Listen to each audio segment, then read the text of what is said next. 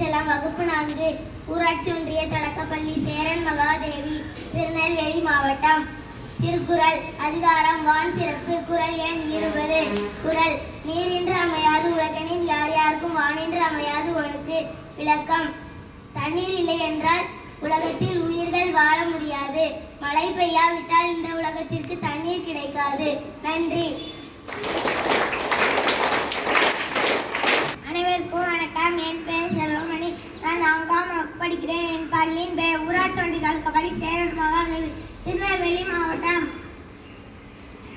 தினமும் தகவல். வளைக்க முடியும் ஆனால் உடைக்க முடியாது. அது என்ன? தலைமுடி. தேங்க்யூ.